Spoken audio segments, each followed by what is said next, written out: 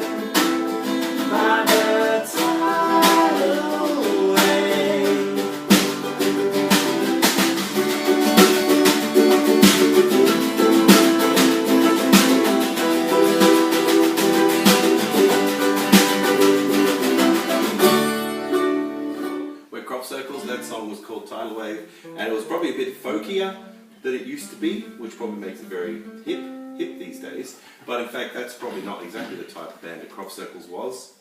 Back in the 90s, we were kind of poppy but punky, inspired by the British scene, but also inspired by what was happening in Australia, which kind of made us feel like we needed to be rocky. And we wanted to be rocky. I was getting off a bus, and Andy was at the bus stop, waiting to get on a bus.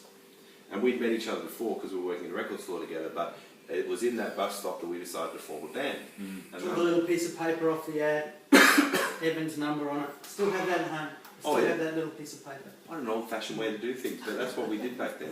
I was like the quiet guitarist who wouldn't play loud, and then suddenly I had to play loud, and it was like...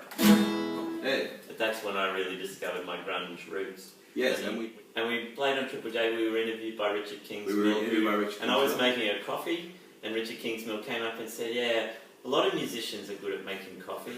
And I laughed, not really understanding that he foreshadowed the future.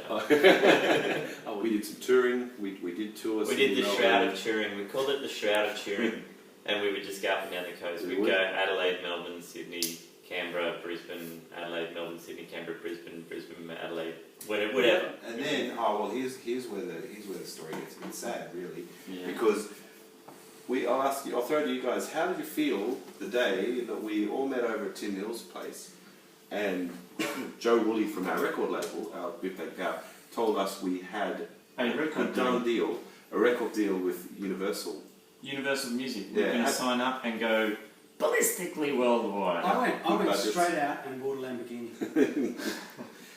That was your first mistake. Crashed his Lamborghini. Then what happened, Ed? And well, then I'm going to cut to a little while later. Paul, it was you, Paul, who had the difficult job.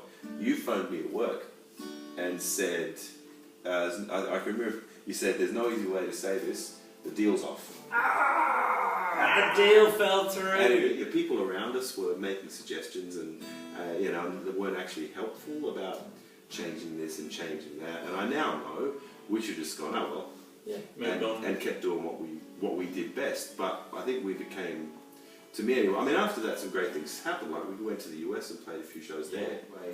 We were a bit rudderless after that, and looking around, and before that, everyone was really positive, and then after that, people were a lot less positive. And what Andy did was left the band. I broke the band up. He did. He broke us up, which really hurt my feelings. But I can't stay mad at you. Oh, God, I know. Sorry. Plus, as well as that, it was the right decision. In hindsight, we didn't play together for, I reckon, 6 years. 6 whole years. And then we started talking about playing together again. And then we did play together again, and we actually started a side project called the People. As well as playing, we played a few gigs, just the three of us as the old crop circles. And that was great fun. And then we were recording at home, because you could do that then. The internet had arrived. Yeah. And everything was different and fine. You could do anything. We were amazing. Yeah. And but the thing is, I think we all realised that we just really love playing music, and so we've stayed good friends, playing music intermittently ever since. Yeah. Where that ends up is that we'll play together and do little bits and pieces of different projects, and certainly if we can get into this series, Exhumed, we're looking that'll forward be great. to it. We'll play some good shows then. We'll find the best songs that we've done together over 20 years and put together the best sets we can. It'll be fantastic. Sign my life away. Maybe we elope, but what would my mother say? You talk of revolution, I talk of love. Well, I wish you would grow.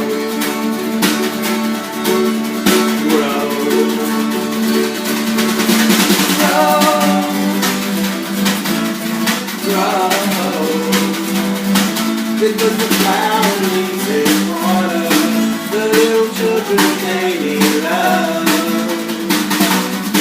Just don't go away from me, away from me, away from me.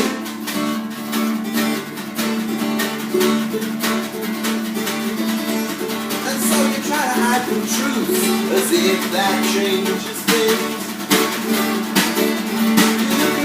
Love in percentages and diamond rings. Don't try to talk of loving all your petty nonsense. Well, I wish you would grow, but don't go away from me. Don't avoid the question, do you love me, yes or no? No, yes, no, yes. Don't say our relationship just needs time. Page in your revolutionary manifesto. So come on, grow, grow, grow.